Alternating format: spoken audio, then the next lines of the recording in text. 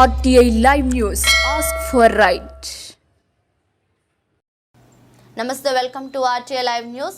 ఈ ఎండలో ఒక ఆడపిల్ల మన ప్రజలు అని ఇంటింటికి ప్రచారం చేస్తున్న గౌత శిరీష పెసరపాడులో పార్టీ నాయకులతో కలిసి ఇంటింటికి తిరిగి ప్రచారం చేస్తున్న శిరీష ఇచ్చిన హామీ ప్రకారం టీడీపీ ప్రభుత్వం వస్తే అనుకున్నవి చేస్తామని గౌత శిరీష అన్నారు.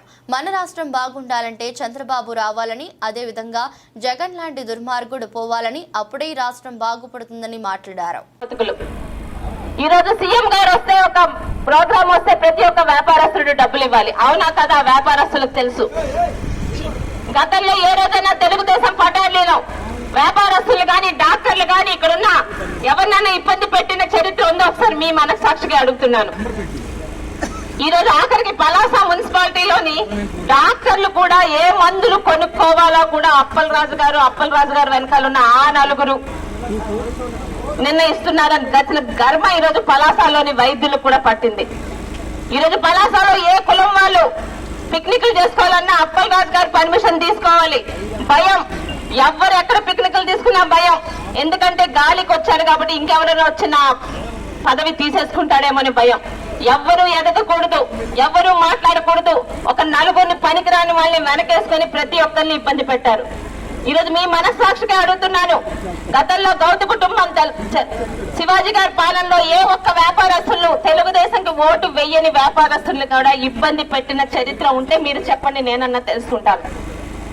ఏ రోజు ఇక్కడ శివాజీ గారు పరిపాలించారు, దొరగారు పరిపాలించారు, జుత్త జగన్ నాయకులు గారు పరిపాలించారు, రేవతి గారు పరిపాలించారు, విశ్వనాథం గారు కూడా పరిపాలించారు. ఓటు వేసిన వాడికి ఒక నమస్కారం అయితే వెయ్యని వాడికి ఒక నమస్కారం లేకపోతే ఎవ్వరి మీద కానీ దాడులు చేసిన చరిత్ర ఎవరికీ లేదు. ఎందుకంటే విలువ గల కుటుంబాలు రాజకీయాలు చేయాలంటే గాలి కట్టుకు రావడం కాదు, కొన్ని విలువలు ఉండాలి. అంతేగాని ఒక్కసారి గెలిచేస్తే నేనే ఇక్కడ మోనార్క్ని, ఎవరిని ప్రతిపక్షాలు బ్రతకనివ్వను, తెలుగుదేశం జెండా పట్టుకుంటే బ్రతకనివ్వను, గౌత కుటుంబం పేరు చెప్తే బతకనివ్వను అని చెప్పి మీ అంత ప్రోపతలు ఉండకూడదు. ఈరోజు పలాసాకి మీ ఆడబిడ్డగా ఒక మాట అడుగుతున్నాను. ఈరోజు శిరీష ఇక్కడ అమ్మాయి కాదు, ఇక్కడ ఆడబిడ్డ కాదు అంటున్నారు. ఏమండి, మీ ఇళ్లలో పుట్టిన ఆడపిల్లలు ఇక్కడ పుట్టి చదువుకొని పెళ్లి చేసుకొని వేరే ప్రాంతాలకు వెళ్తే పలాసాలో ఉండే హక్కు కోల్పోతారా అని అడుగుతున్నాను. ఒక ఆడబిడ్డగా నా అత్తింటి గారిని ఎంత గౌరవిస్తానో నా పుట్టిల్లు కూడా అంతే అభివృద్ధి చెందాలని కోరుకుంటాను. నా ఇళ్ళని ఎంత శుభ్రంగా ఉంచుకుంటానో నా పలాస కూడా రేపు అంత పేరు ప్రఖ్యాతులు కావాలని కోరుకుంటున్నాను. పలాసాని రక్షించుకుందాం, పలాసాని కాపాడుకుందాం. ప్రతి చేతికి పని, ప్రతి చేనుకి నీరు. నేనేమి గాలి కబుర్లు పెద్ద కబుర్లు చెప్పట్లేదు. ఇక్కడ ఫిషింగ్ హార్బర్లు కడతాను, టైటానిక్ షిప్పులు తీసుకొస్తాను, ఎయిర్పోర్ట్లు కడతాను. కనీసం పలాసకు కావాల్సిన నీరు, రోడ్లు, పరిశుభ్రత ఇవ్వని అడుగుతున్నాం. పలాస మున్సిపాలిటీ వాళ్ళకి తెలుసు గతంలో ఏ రోజైనా 10 రోజులకు ఒకసారి మంచి నీళ్లు వచ్చేవా అని. ఈ రోజు ఎప్పుడైనా ఆడపిల్లలు ఖాళీ బిందులతో మున్సిపాలిటీ దగ్గరికి వెళ్లి నిరసన తెలియజేశారా అని అడుగుతున్నాను. ఒకసారి వీధుల్లోకి వెళ్తే తెలుస్తుంది. ఈరోజు గ్రామాలు చాలా శుభ్రంగా ఉన్నాయి.